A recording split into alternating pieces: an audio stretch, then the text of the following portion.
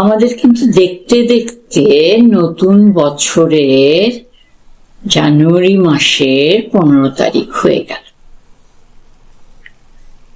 15 তারিখের আগের দিনটা 14 তারিখ আমাদের খুব একটা উল্লেখযোগ্য দিন। আমাদের শহরের মানুষেরা আমরা বাড়িতে পাটি সাপটা পিঠে ইত্যাদি করি, পায়েস করি, গুড় দিয়ে এই সমস্ত হয়।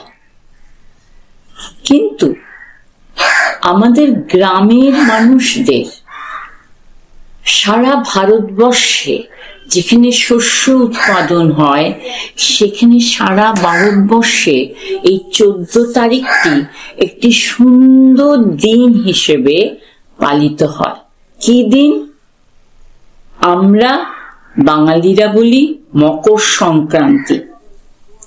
এই মকর সংক্রান্তি উড়িষ্যাতেও বলে, অনেক জায়গাতে বলে, কিন্তু এটা হচ্ছে নতুন ফসল তোলার একটা উৎসব।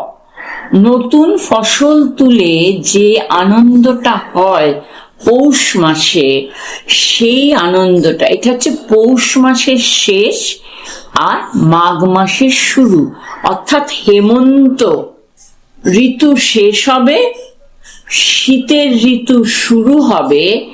এই ঋতুর মাঝখানে এই শেষ দিনটা হেমন্তর, সেটাকে বলা হয়, আমরা পশ্চিমবঙ্গে আমরা বাঙালিরা মকর সংক্রান্তি বলি। মকর সংক্রান্তিটা কি? এটাকে অনেকে পৌষ সংক্রান্তিও বলে। এটা কিন্তু এমনি থেকে হয়নি। আমাদের এই আরম্ভ হয়ে গেল, সূর্যটা আস্তে আস্তে উত্তরায়ণে চলে যাচ্ছে। ভারতের উপমহাদেশগুলিতে কি হয়, এটা শীতকালীন উৎসব হয়। এটা যেটা আগে বললাম বাংলার পৌষ মাসের শেষে হয়। এই উপলক্ষে সূর্যের রাশি চক্র, আমাদের জ্যোতিষবিদ্যায় যে রাশি চক্র আছে সূর্যের পাশ দিয়ে ঘুরছে, ধনু রাশি আস্তে আস্তে মকর, ধনু রাশি থেকে সূর্যের রাশি চক্র মকর রাশিতে ঢোকে। তাহলে কি হয়, সূর্যের যে রশ্মিগুলি নিয়ে তারা ধনু থেকে মকর রাশিতে প্রবেশ করে, সেজন্য মকর সংক্রান্তি। এবং সূর্যের দক্ষিণ থেকে উত্তর মুখে যাত্রা শুরু হয়। তাই এটাকে যখন দেখা যায় মাঠে মাঠে নতুন ধান উঠেছে, সেই ধানগুলিকে নিয়ে তারা আমাদের বাংলায় নবান্ন উৎসব হয়।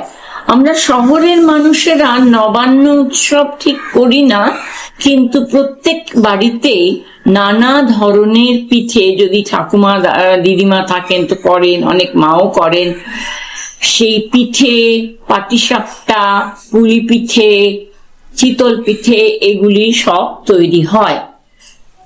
এবং এটা শুধু আমাদের এখানে নয়, মকর সংক্রান্তি অন্ধ্রপ্রদেশে এবং তেলেঙ্গানায় পেড্ডা বা পন্ডুগা নামে বিখ্যাত, ভোজপুরি অঞ্চলে খিচাড়ি, আসামে মাঘ বিহু, হিমাচলে মাঘ সাজি, কেরালায় মকর ভিলাকুক্কুক, হরিয়ানায় সাকরাত, রাজস্থানে সাকরাত, মধ্য ভারতে সাকরাত, গুজরাট ও উত্তরপ্রদেশে উত্তরায়ণ, আর উত্তরখণ্ডে ঘুঘুটি, বিহারে দইচিরা, উড়িষ্যা, ঝাড়খণ্ড, মহারাষ্ট্র, গোয়া এবং আমাদের পশ্চিমবঙ্গে একে মকর সংক্রান্তি বা পৌষ সংক্রান্তি বলা হয়।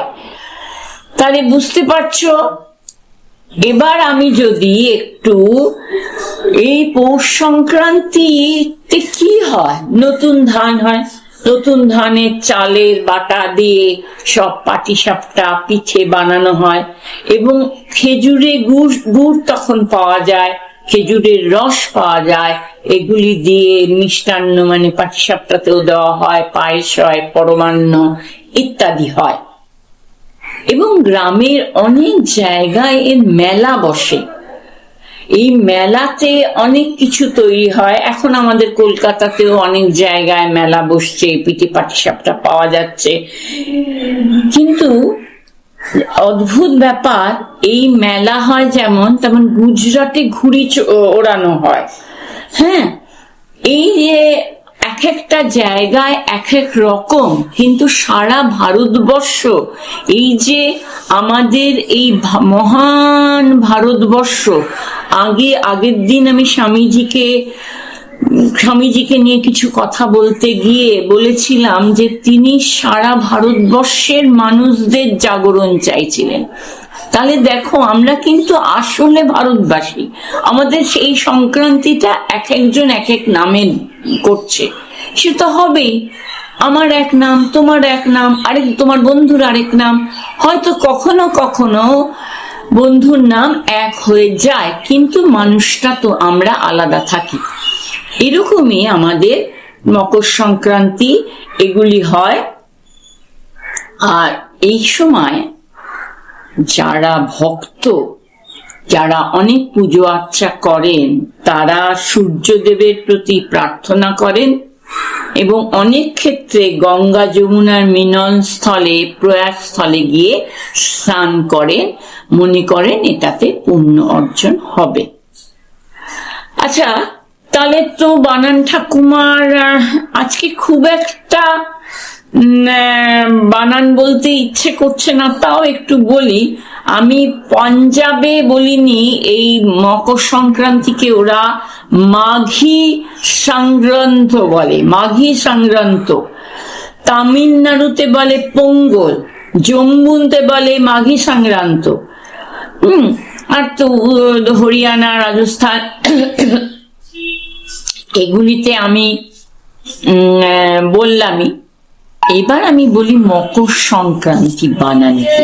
ম ক বয়শূন্য র, সংক্রান্তি দন্ত স, উনস্বর, কয়রা ফোলা আকার, নয় তয় হস্যি।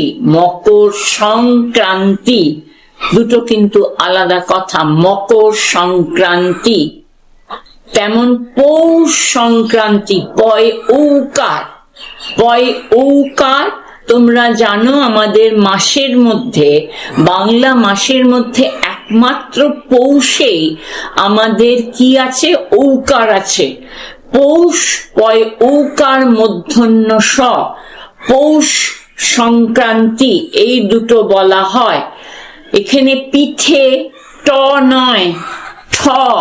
আমরা অনেক সময় আজকাল খাতায় দেখতে পাচ্ছি যে তোমরা ছোটরা ট লিখতে ঠ লেখো বা ত লিখে ফেলো। পিঠে, পিঠে, পয়হস্যি ঠয়কার, পিঠে।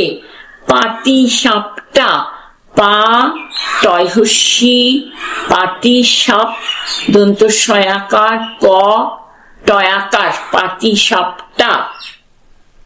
পায়েস, পা অন্তস্তয়ে একার, এ দন্ত স।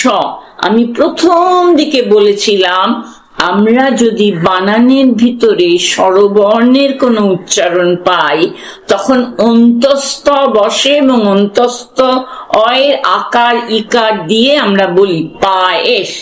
এ উচ্চারণ করছি তা হবে না, পায়েস, অন্তস্থ একার, দন্ত স। আর পায়েসের কে ভালো ভাবে বলে পরমান্ন, অন্ন, পরম যুক্ত অন্ন। যারা সন্ধি শিখেছ তারা জানো, পরম যুক্ত অন্ন, পরমান্ন। এই যে মানে খুব পায়েস তো খুব খেতে ভালো লাগে। হ্যাঁ, আমরা জন্মদিনে আমরা কে কি বেশি খাই, কিন্তু পায়েসটা আমাদের রীতিতে আছে, শুভ কাজে পায়েস লাগে। তাহলে আজকে এই পর্যন্তই থাক। সময় আপডেটসকে শুভেচ্ছা জানিয়ে মাঘ মাসে আমরা আবার কথা বলবো, আমরা আবার অনেক কিছু জানবো। ঠিক আছে?